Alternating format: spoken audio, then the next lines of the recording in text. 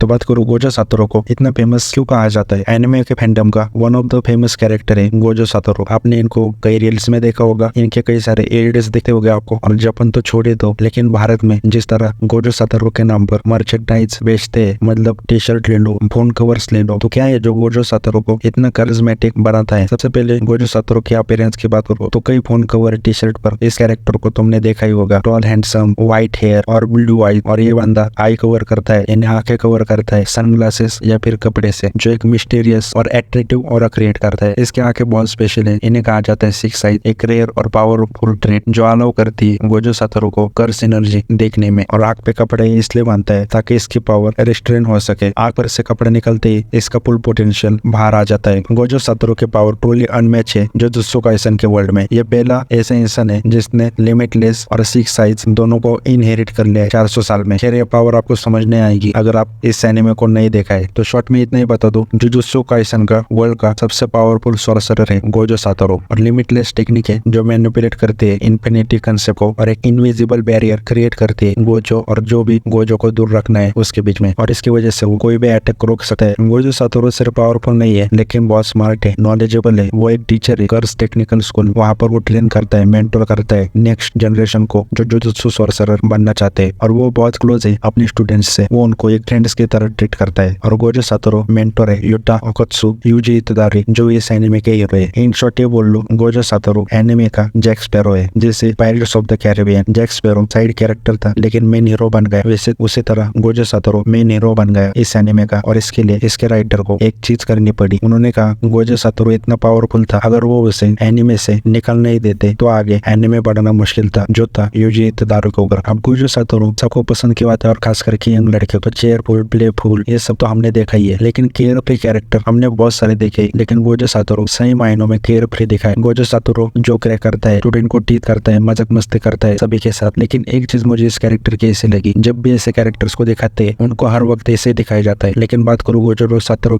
Satoru की तो वो भी केयर फ्री है, लेकिन उसे खुद पर जो भरोसा है, कॉन्फिडेंस है, और जो उसे पता है कि वो कितना स्ट्रांग है, और उसे कभी भी शक नहीं होता अपने पावर और स्किल्स के ऊपर, और कभी वो हारने की सोचता नहीं, और उसे पता है कब सीरियस होना है। दूसरी बात है जो उसे सही लगता है वही करता है, वो उसको जुजुत्सु वर्ल्ड चेंज करना है और उसके लिए उसका एक विजन है। और जुजुत्सु वर्ल्ड को बेटर करने के लिए वो हायर अप से क्लैशेस भी करवाता रहता है, क्लैशेस करता रहता है। लेकिन इतना पावरफुल होने के बाद भी उसकी अच्छी चीज है कि वो लॉयल है और प्रोटेक्टिव है अपने दोस्तों के साथ और इस दुनिया के साथ, और वो कुछ भी कर सकता है उनको सेव करने के लिए। तो गोजो सातोरू ऐसा नहीं कि इस कैरेक्टर में कोई फ्लॉ नहीं है, इसके भी एक वीकनेस है और फ्लॉ है जिसकी वजह से ये ह्यूमन लगता है और रिलेटेबल और हो जाता है। ये कभी कभी इररिस्पांसिबल हो जाता है क्योंकि ये सब कुछ खुद ही करना चाहता है, मतलब खुद ही करना चाहता है, मतलब खुद ही सबसे काम करता है और रूल्स को फॉलो नहीं करता या फिर प्लान्स को। और ये कभी कभी इतना रूथलेस हो जाता है कि ये कभी कभी कोई दया, मर्सी, सिंपैथी नहीं दिखाता अपने दुश्मनों के ऊपर, और कई बार उनको मार भी डालता है बिना किसी हेजिटेशन के। और कई बार वो लोनली हो जाता है, आइसोलेटेड हो जाता है, और कई सारे जो उसे अंडरस्टैंड नहीं करते या फिर उसके पावर का लेवल मैच नहीं करते। और उसका एक अपना ट्रेजिक पास्ट है जिसमें वो अपने बेस्ट फ्रेंड को लॉस्ट कर बैठा है। तो जुजुत्सु काइसन देखने के बाद अगर आप जुजुत्सु सीजन 2 देखते हो तो आप गोजो सातोरू से बहुत रिलेट करोगे, क्योंकि आप तो समझ पाओगे गोजो सातोरू एक बहुत कॉम्प्लेक्स और मल्टीफैसेटेड कैरेक्टर है जिसके बहुत सारे लेयर्स है, डायमेंशन है। वो सिर्फ एक पावरफुल या फिर कूल कैरेक्टर नहीं है। आप देखोगे पावरफुल और फिर कूल कैरेक्टर होता है तो उसे फनी और चार्मिंग दिखाना बहुत मुश्किल हो जाता है क्योंकि वो कैरेक्टराइजेशन ठीक नहीं बैठा। ये मुझे लगता है वन पीस ने बहुत बड़े तरीके से किया है, और ये गोजो सातोरू के साथ हुआ। पावरफुल और कूल होने के बाद भी जिस तरह वो फनी और चार्मिंग है वो देखने में बढ़िया लगता है।